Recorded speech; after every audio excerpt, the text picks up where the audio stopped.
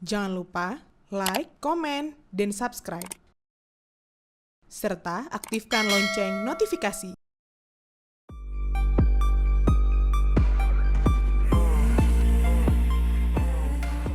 Dugaan pungutan di lingkungan Dinas Perindustrian, Perdagangan, Koperasi dan UKM Kota Lok Sumawwe belakangan mencuat. Angkanya tidak besar memang, hanya 50.000 per pegawai. Namun persoalannya jauh lebih penting daripada nominalnya. Tujuannya terdengar mulia, membantu pegawai non-ASN yang menerima tunjangan hari raya lebih kecil. Tapi di balik angka dan niat baik itu tersimpan persoalan etika birokrasi yang tidak bisa diabaikan. Pelaksana harian atau PLH Kepala Disperindak Kop Lok Sumawwe Winda Azminda Roza saat dikonfirmasi wartawan modusaceh.co melalui sambungan WhatsApp Selasa 31 Maret menyebutkan bahwa dana itu sebagai sedekah dan keikhlasan. Terdengar simpatik memang. Siapa yang menolak solidaritas terhadap pegawai honorer, penjaga malam, atau petugas kebersihan? Tapi dalam birokrasi yang hierarkis, keikhlasan tidak pernah berdiri sendiri. Ajaran dari atasan selalu membawa bobot psikologis tersendiri. Fakta bahwa setidaknya 8 pegawai menyatakan keberatan menunjukkan hal itu. Ini menandakan bahwa kesukarelaan seperti yang diklaim Winda tidak sepenuhnya hadir, alias diaminkan anak buahnya. Dan fakta yang lebih penting bahwa dana baru dikembalikan setelah muncul protes.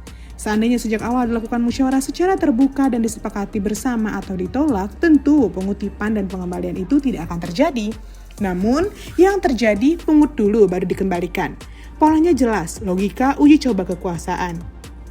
Kebijakan dijalankan lebih dulu, baru dikoreksi, dilakukan ketika ada penolakan. Ini bukan sekedar kekeliruan prosedural, ini masalah prinsip. Disinilah batas antara sedekah dan pungli menjadi jelas. Sedekah lahir dari kebebasan dan kesadaran personal. Ia tidak diinisiasi atasan kepada bawahan, dan tidak menimbulkan tekanan termasuk tidak menimbulkan rasa keberatan. Sebaliknya, pungutan liar meski dibungkus bahasa moral tetap memiliki ciri utama, yaitu penarikan dana tanpa dasar hukum.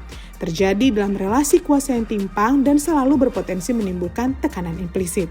Tetapi niat baik tidak pernah cukup dalam ruang publik, tanpa tata kelola, transparan, dan prosedur yang jelas. Niat baik bisa melahirkan praktik problematik bahkan menjadi presiden berbahaya. Alternatifnya jelas, penggalangan dana bisa dilakukan secara benar-benar sukarela, anonim, dan tanpa intervensi atasan. Atau lebih tepat lagi, masalah struktural seperti ketimpangan THR harus diselesaikan lewat kebijakan resmi, bukan iuran yang menimbulkan kontroversi. Dan sebabnya, kasus ini bukan sekedar tentang 50.000 per orang, tapi tentang standar etika birokrasi, bagaimana kekuasaan dijalankan dengan hati-hati, dengan kesadaran penuh dan dampak sosial, dan juga menghargai kebebasan bawahan.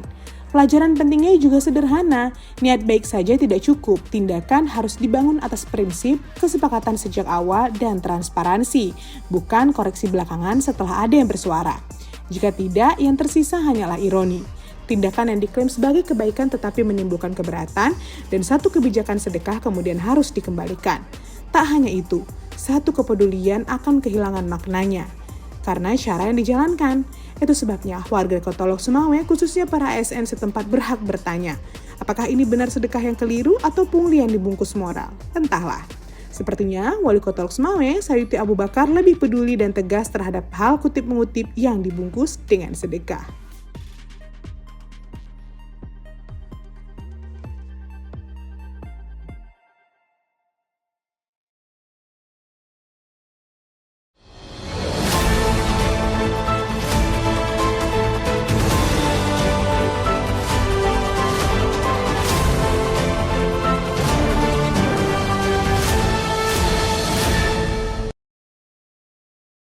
Jangan lupa like, komen, dan subscribe. Serta aktifkan lonceng notifikasi.